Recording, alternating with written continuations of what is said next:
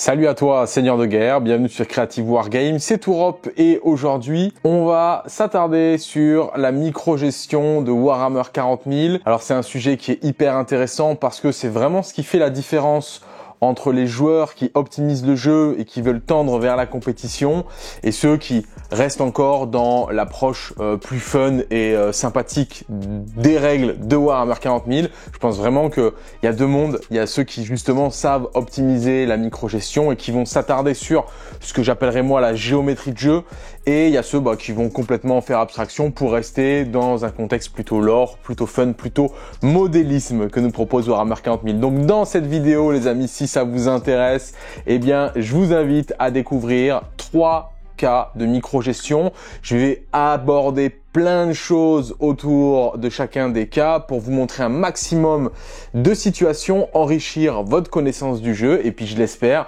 que vous puissiez par la suite mettre ça en application sur vos tables de jeu et surprendre vos adversaires. Je vais vous présenter 3 cas dans cette vidéo et pour ceux qui souhaitent aller plus loin dans ce processus d'apprentissage du jeu, je présenterai 3 cas supplémentaires qui seront disponibles sur notre playlist via Tipeee, donc pour nos abonnés mensuels. Avant de commencer, il me paraît indispensable de vous préciser que pour bien manœuvrer la micro-gestion, vous devez avoir une connaissance aiguisée des règles de Warhammer 40 000. Allez, comme j'ai envie que cette vidéo soit surtout des cas de figures et des démonstrations, on va de suite passer sur la table de jeu pour aborder le cas numéro 1, à savoir aura, buff et debuff. Plein d'unités dans Warhammer 40 000 ont la capacité, ont une aptitude qui va permettre de faire bénéficier aux unités qui sont autour d'elles. Alors généralement ce sont des auras à 6 pouces, mais il y a certaines unités qui ont des auras plus petites ou plus grandes.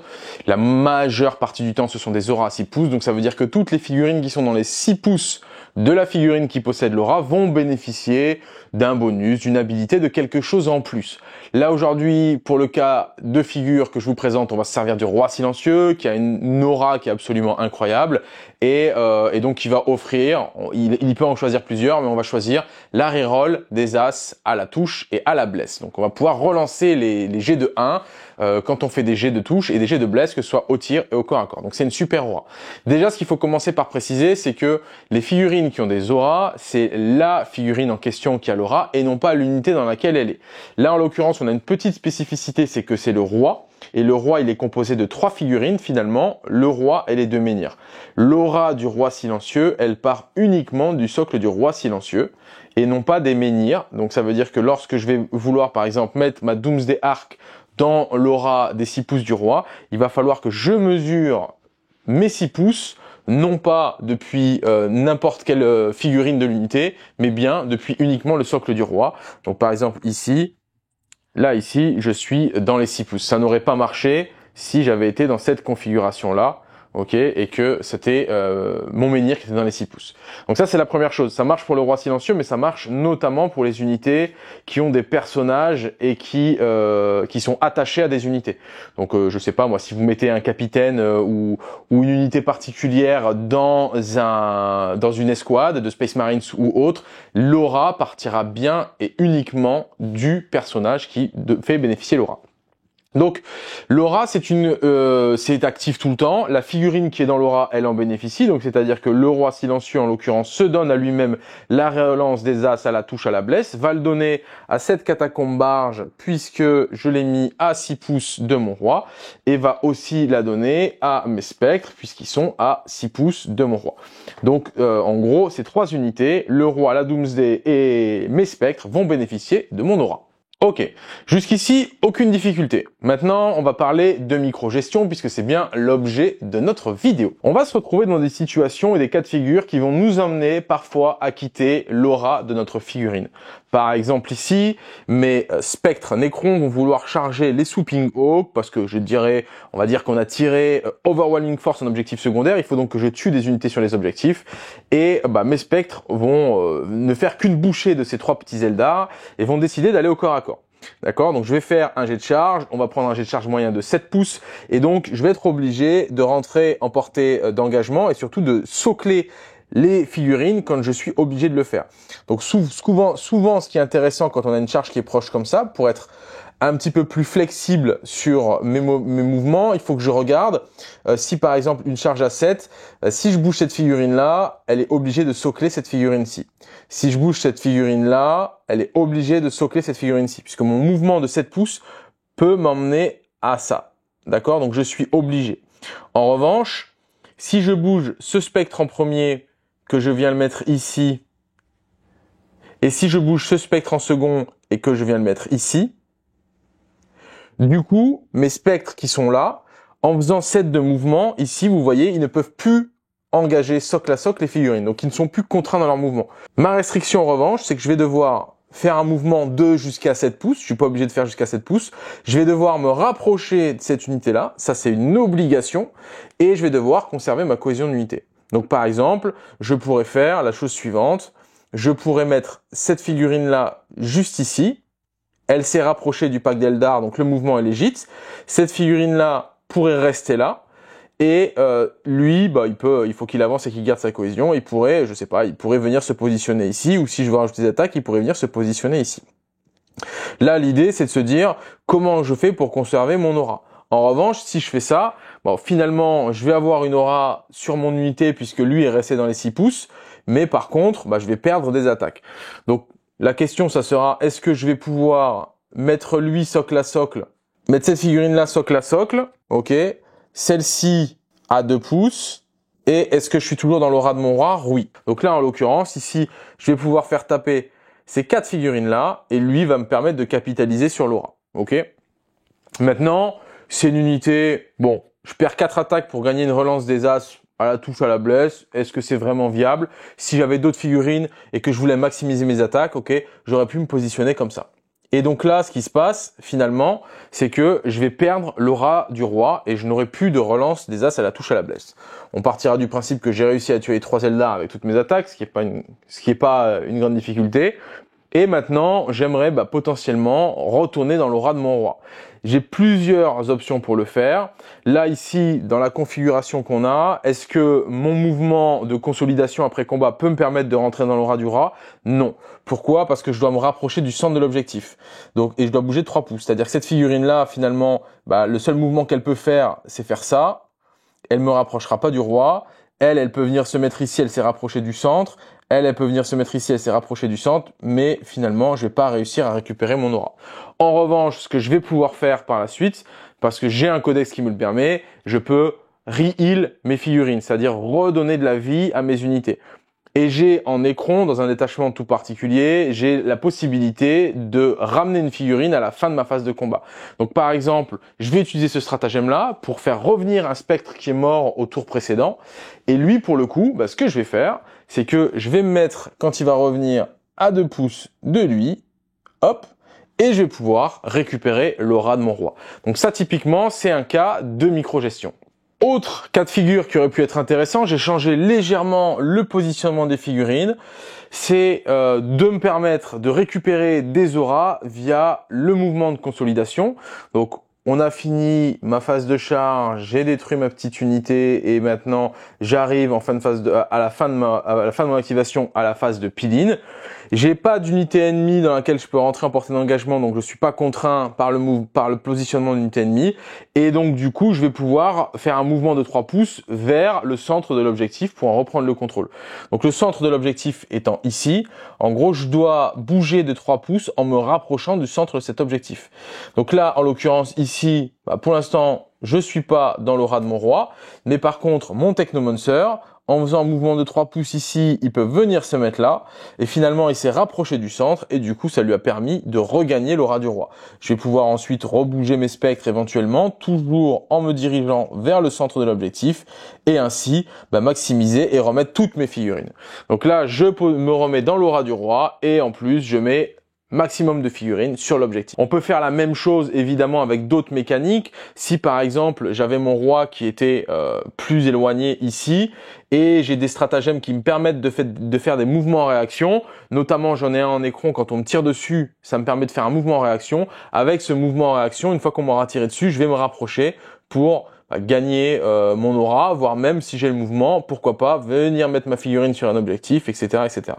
Donc ça, c'est vraiment de l'optimisation, et vous verrez quand vous allez commencer à approfondir un petit peu votre pratique du jeu et à gagner en expérience autour de votre faction, du détachement que vous aimez jouer et des stratagèmes, vous verrez un petit peu toutes les opportunités qui s'offrent à vous en termes de micro-gestion. Bien, maintenant, on va voir le deuxième cas de notre vidéo sur la micro-gestion, à savoir le screen. Alors le screen, c'est hyper intéressant. Toutes les armées ne peuvent pas le jouer, mais il y a quand même, de manière générale, des fondamentaux à connaître. Un, parce qu'il y a plein de situations où vous allez pouvoir les mettre en application, et deux, parce que ça vous évite de vous faire piéger si vous avez une armée qui est capable de vous faire screen. Alors, les armées qui se font quand même bien screen sont les armées d'infanterie de corps à corps. Ça, c'est vraiment un problème pour eux. Là, j'ai pris une unité d'infractor des Emperor Children. Ça marche très bien avec les Custodes, ça peut marcher aussi avec certaines unités Space Marines, etc., etc. Et la meilleure armée pour screen dans ce jeu, ça reste des unités avec des petites figurines et beaucoup de mobilité. J'ai nommé les Eldar, et donc je vais me servir des Warp Spider. Il y a plein de choses intéressantes qu'on peut faire avec le screen et qui sont de l'ordre de la micro-gestion. Pour l'objet, je vais enlever cette petite ruine. Alors, le screen, ça consiste en quoi? En gros, j'ai cette unité-là qui est une potentielle menace qui pourrait venir occuper le centre, qui pourrait venir charger d'autres unités, me taguer des choses, contacter des trucs. Et j'ai pas envie. J'ai pas envie parce que potentiellement derrière ce mur là, je vais peut-être avoir derrière ce mur ici, je vais peut-être avoir un pack de 10 Dark Reaper et j'ai pas envie que cette unité advance, me charge, m'embête. J'ai tiré un Defense Stronghold, je veux pas qu'elle vienne mettre son OC sur les objectifs. Bien, bref. Plein de situations, et là ce sera à vous d'évaluer si l'engagement de votre source est adapté ou non à la situation. Donc là, ça pourrait être encore une autre thématique de vidéo. Je vous invite d'ailleurs à le mettre en commentaire si c'est une thématique qui pourrait vous faire plaisir sur la gestion des ressources. Mais en l'occurrence, ce que je vais faire, là, j'ai envie de bloquer cette unité. Elle va être très très simple à bloquer parce que j'ai mon pack de Warp Spider et que mon pack de Warp Spider a une habilité qui dit je peux bouger jusqu'à 24 de mouvement. Donc ce que je vais faire, c'est que je dois rester toujours à plus d'un pas de mon unité adverse, mais je vais déplacer mon pack de Warp Spider, je vais activer leur super mouvement, potentiellement prendre des blessures mortelles, mais c'est pas grave, et je vais faire un excellent screen ici, ici, ici, ici, et ici. Alors, il y a plusieurs choses intéressantes à dire dans notre situation. Déjà, dans la micro-gestion du screen Eldar, c'est important de considérer que vous allez potentiellement laisser en vie l'exarque, d'accord? Et donc, c'est lui qu'il faut positionner à l'endroit où vous voulez que votre figurine reste à la fin. D'accord? Donc, ce qui peut être intéressant, c'est par anticipation de se dire, si jamais j'en ai un qui survit, je préférais qu'il soit plutôt ici, parce qu'après, s'il survit, il pourrait prendre behind enemy line là-bas derrière, il pourrait revenir sur le centre, prendre un arrêt adinéal, il pourrait faire des choses. Donc, on va dire que j'estime, pour des raisons de jeu, que c'est probablement lui qui doit survivre, c'est lui qui survivra à la fin, et que, potentiellement, c'est là que je préférerais mettre la figurine. Ensuite, je dois considérer une chose, c'est que mon adversaire, il a un mouvement, il va pouvoir potentiellement faire le tour. Ok, donc moi, comme je vous l'ai dit, c'était cet axe-là que je veux bloquer parce que je veux pas que mon adversaire aille dans cette direction-là pour venir me chercher mes Dark Reaper. Donc j'ai préféré bloquer ici pour l'empêcher en fait de faire ce mouvement-là et l'empêcher de passer. Pourquoi je l'empêche de passer? Parce que tout simplement, pendant son mouvement, il n'a pas le droit de rentrer dans la portée d'engagement de mes figurines. Donc il ne peut pas passer ici. Ça, c'est interdit. Ok. Maintenant, il pourra évidemment me charger et c'est ce qu'il va faire.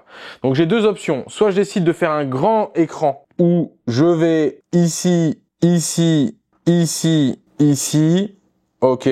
Là, je vais vraiment encager son unité. D'accord? L'unité est bien encagée. En revanche, ça propose certaines défaillances. Déjà, j'ai mis des figurines sur un objectif, juste ici. Et ça, on sait que ça peut buffer son unité. Vous avez des habilités chez vos adversaires qui sont capables de dire, quand je tape sur une unité qui est sur un objectif, gagner des rerolls. Donc toujours, soyez vigilants quand vous placez des unités sur les objectifs. Ça, c'est la première chose. La deuxième chose, je peux lui donner des points de victoire parce que du coup ça peut me faire contrôler cet objectif là, donc sachant que cette unité là va mourir, ça peut lui donner facilement, je sais qu'elle sera pas en vie à mon prochain tour, donc elle me donnera pas de points de primaire, ce qui veut dire qu'elle peut lui donner potentiellement des points sur Overwhelming Force, l'objectif secondaire qui consiste à tuer des unités sur les objectifs. Je peux lui donner des points sur Storm of Steel Objectif, l'objectif secondaire qui consiste à récupérer les objectifs que votre adversaire contrôle. Donc dans la mesure du possible, j'aimerais que mes Warp Spider ne soient pas sur un objectif. Ok. Maintenant, ça veut dire que mon screen, il va être limité à ce mouvement-là sur le côté, et donc je choisis de faire ça. Ok. Ça c'est un choix. Ça c'est vraiment des choix et c'est à vous d'établir et d'évaluer ce qui est le plus intéressant. L'autre chose qui est intéressante dans ce cas de figure, ça va être la notion de peel-in et de consolidation. Je vous explique pourquoi. Dans un écran comme celui-ci, où je vais laisser 2 pouces entre mes figurines, mon joueur Emperor Children, il va pouvoir me charger, mais quand il va me charger, du coup, il va pouvoir basculer ici, puisque je lui ai laissé la place pour passer ses figurines. Donc à la charge, il va pouvoir basculer ici, pam, pam, pam, et de ce fait, potentiellement, une fois qu'il aura tué mes unités, remonter sur l'objectif ici avec sa consolidation. D'accord? Alors que si j'avais fait un cordon complètement fermé, complètement hermétique, finalement, donc là, je voulais le bloquer là, là, ici et ici, et je reste juste à un pas de lui.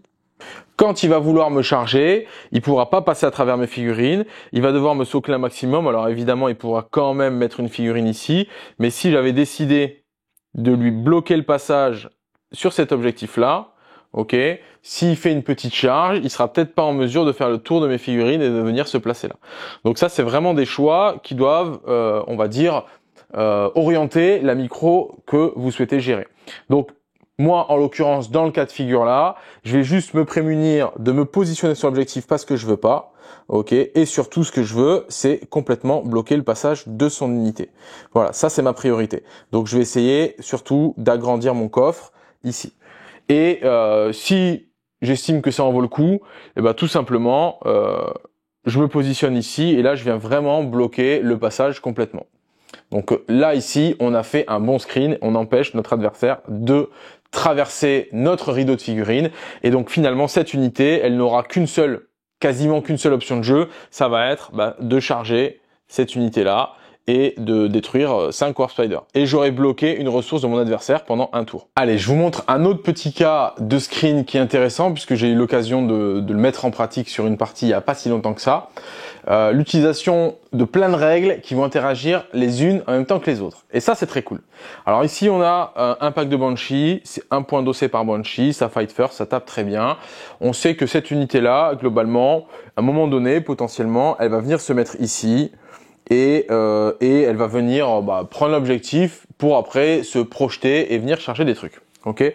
Donc ça, c'est une première chose. Elle est ici derrière son occultant, relativement safe, contente d'être heureux. C'est typiquement une unité que je ne peux pas me permettre de charger avec mes Ophidiens pour la simple et bonne raison que cette unité, elle est anti-infanterie 3+, elle fait 2 dégâts et elle tape en premier. Donc si je viens ici charger mes Banshees avec mes Ophidiens, je vais mourir, ok? Et de toute façon, c'est pas véritablement l'objet de ce que je vais faire. Non, ce que je vais juste faire, c'est que je vais venir récupérer cet objectif-là et je vais mettre mes 6 points d'OC sur l'objectif. Donc partons du principe qu'on va dire que mon joueur Eldar est venu et a pris sa position, il a mis ses 5 points d'OC sur l'objectif, et il se dit de toute façon, tu peux pas me charger parce que je tape en premier et je te tuerai. Et bien moi, ce que je vais faire, c'est que je vais venir positionner mes spectres ici, ici, et ici. Et là, je vais faire un screen, justement, pour déjà récupérer l'objectif, puisque moi, mes spectres, mes Ophidiens, ont 2 points d'OC, donc je viens de mettre 6 d'OC sur l'objectif, donc déjà au tour prochain je fais tomber le primaire de mon adversaire, et surtout je vais profiter ici qui est un énorme conteneur que les figurines ne peuvent pas traverser, donc le conteneur qui est ici, pour dire au Banshee de toute façon si vous voulez avancer, vous êtes obligé de vous empaler dans cette unité là. Ce qui veut dire que si mon adversaire veut bouger, s'il veut aller tout droit, au final il va être obligé potentiellement de se prémunir d'un éventuel Overwatch, il va rester derrière le mur ici. Et quand il va me charger, il va être obligé de venir s'exposer là, de venir se mettre socle à socle pour me charger. Il n'a pas le choix. Il sera obligé de le faire. Donc même avec une petite charge, il se retrouve soclé dans tous les sens. Et il vient se retrouver ici. Ok ? Là, on a une situation intéressante. Bon, il va globalement me tuer mes ophidiens, avec un peu de chance, peut-être pas tous, mais normalement tous les ophidiens meurent. Mais surtout, ce qui est important, c'est qu'une fois qu'il aura tué mes ophidiens, il ne pourra pas repasser derrière le mur. Ok? Alors, attention, c'est un Eldar, donc effectivement, il a des outils, et notamment, il a un outil pour peel-in et consolider à 6. Donc, on va jouer deux situations différentes. La situation où le joueur Eldar a plus de tokens pour pouvoir peel-in et consolider à 6. Donc, dans quel cas, en fait, il va avoir tué mes 3 ophidiens ici. Et en fait, il va pouvoir uniquement faire un mouvement de consolidation de 3 pouces vers le centre de l'objectif. Ce qui veut dire que la totalité de ces figurines ne pourront pas, en se rapprochant du centre, passer derrière le mur en se rapprochant ici. Ok? Donc, il va se retrouver dans cette configuration-là. Et je vais avoir, moi, au préalable, placé ma Doomsday Ark qui est juste ici et qui va, dans la foulée, à la prochaine phase de tir, s'occuper de vitrifier les petites Banshee Eldar. La situation inverse de microgestion qui est intéressante, si c'est moi le joueur Eldar et que j'ai gardé un token, je vais tuer les ophidiens et je vais utiliser un token qui va me permettre de faire un mouvement de consolidation de 6. Donc ça veut dire que mon mouvement de consolidation pour repartir vers le centre de l'objectif, je peux le faire de 6 pouces. Là, en gros, on partira du principe que finalement, toutes mes figurines sont à plus de 2 pouces du centre. Et donc, elles vont pouvoir faire 6 pouces de mouvement. Elles vont pouvoir venir ici, toutes se positionner plus proche du centre qu'elles ne l'étaient au début de la consolidation et derrière le mur, puisqu'elles ont fait une consolidation à 6. Voilà, ici. Et dans ce cas de figure-là, je me suis fait un petit peu avoir en tant que joueur Necron parce que je pensais que j'allais engager mes ophidiens pour casser l'OC et obliger les Banshees à sortir. Et finalement, le joueur Eldar a trouvé un outil de microgestion pour pouvoir contrer cette mécanique de jeu. Ça, c'est hyper intéressant. Et là, on rentre très très profondément dans le jeu compétitif à Warhammer 40 000.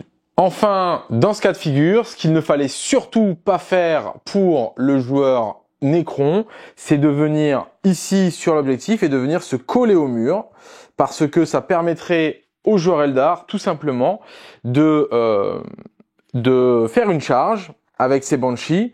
Donc imaginons que les Banshees étaient ici, de faire une charge avec les Banshees, et surtout, si par exemple les Banshees font 7 de mouvement, voilà, donc on est dans cette configuration-là, font 7 de charge, donc j'ai mon pack de Banshee ici qui va faire une charge à 7, donc cette figurine-là, avec une charge à 7, on est d'accord, si on respecte les règles, elle est obligée de venir se mettre ici pour socler l'unité qu'elle charge.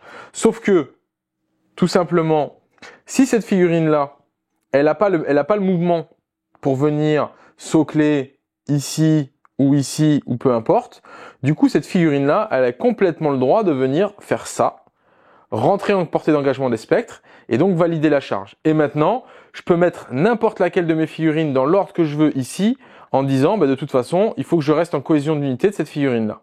Et donc, je ne suis pas contraint par le fait de m'exposer. Ici, ici, et ici.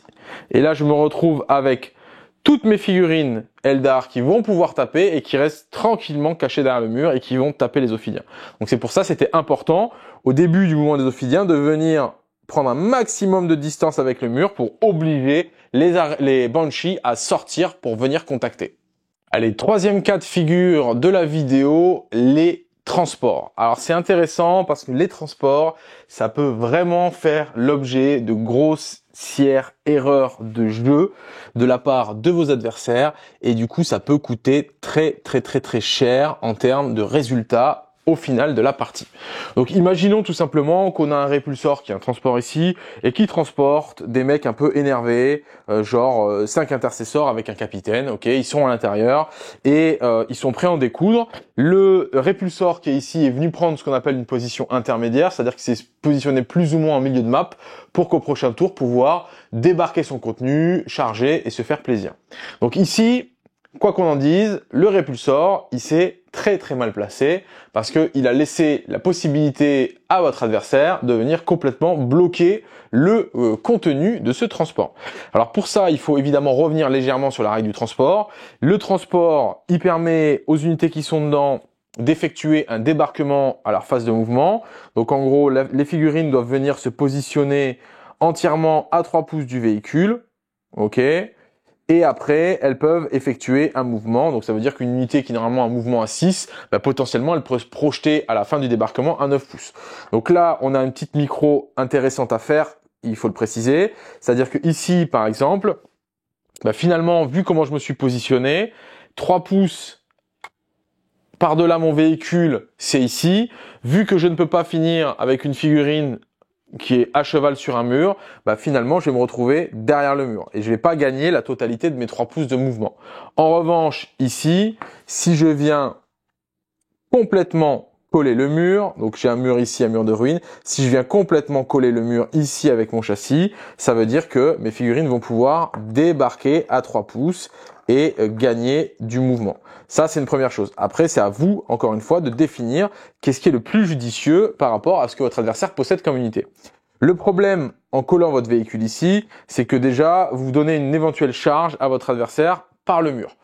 Et si votre adversaire a des monstres ou des unités embêtantes, donc par exemple, je sais pas, si votre adversaire est un joueur tyrannide et qui possède un énorme Swarmlord, vous lui laissez la possibilité de venir vous charger à travers le mur sans avoir à faire le tour. On en revient au cas de figure précédent. Je vous disais justement, il faut vous éloigner, ne pas vous laisser charger à travers le mur. Ok ?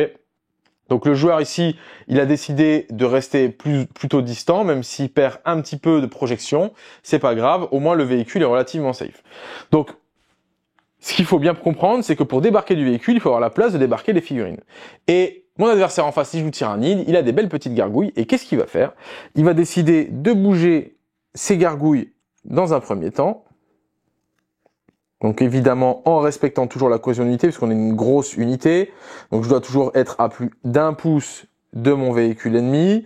Et je dois toujours avoir au moins 2 figurines en cohésion les unes des autres. Donc ça, c'est complètement obligatoire. Donc on va dire on se retrouve un petit peu dans cette configuration après le mouvement de nos amis les gargouilles. Et mes gargouilles, qu'est-ce qu'elles vont faire? Elles vont déclarer une charge sur le répulsor et moyennant le mouvement de charge, mes gargouilles, elles vont peut-être pouvoir se retrouver dans cette configuration-là, ici. Je vais venir positionner une gargouille là, en cohésion d'unité de 2 gargouilles là, ici. Et là, je vais continuer à positionner mes gargouilles. Ok. Et en fait, ce que je vais faire, c'est ni plus ni moins que ce qu'on appelle un cercueil, c'est-à-dire que je vais empêcher mon adversaire de débarquer de son véhicule. Et ça, c'est problématique. Pourquoi? Parce que du coup, mon adversaire, il va avoir 2 options et il n'en aura que 2 finalement.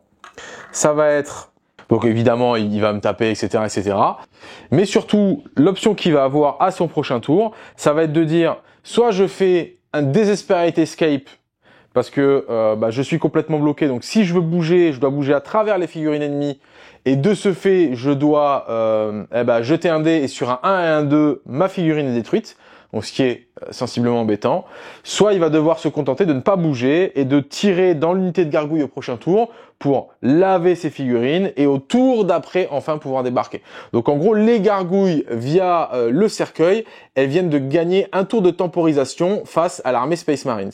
Ça a énormément d'impact parce qu'on joue que sur 5 tours. Donc imaginez que au tour 2 vous avez fait ça à votre adversaire, lui qui voulait potentiellement vous agresser sur son T3, finalement à son T3 il va devoir tuer les gargouilles et il ne pourra que débarquer le contenu à son T4. Et ça c'est globalement très très problématique. Et voilà les amis, on arrive à la fin de la vidéo. J'espère que ça vous a plu. Encore une fois, n'hésitez pas à me laisser en commentaire les différentes thématiques que vous aimeriez aborder. Là, j'ai survolé la microgestion pour vous donner une idée et surtout vous donner envie de mieux comprendre Warhammer 40 000, de saisir comment les joueurs compétiteurs et les pro players exploitent le jeu finalement pour avoir une opposition de stratégie, une opposition de tricks et de style de jeu. Et ça, c'est vraiment, vraiment très intéressant. C'est là-dedans que moi, en tant que compétiteur, je prends du plaisir à jouer. Donc j'espère que les cas de figure qui vous ont été montrés vous seront utiles sur la table. On en a plein d'autres en réserve. N'hésitez pas à mettre en commentaire si vous voulez qu'on vous montre d'autres choses. N'hésitez pas à liker ce type de vidéo si ça vous plaît et vous voulez voir encore plus de choses. Et surtout, si vous voulez voir le contenu complet de la vidéo, je vous invite à aller sur Tipeee pour profiter des 6 cas concrets qui vous sont montrés. Allez, on se retrouve très bientôt pour de nouvelles vidéos sur Creative Wargame. Je vous dis ciao, ciao, les seigneurs de guerre.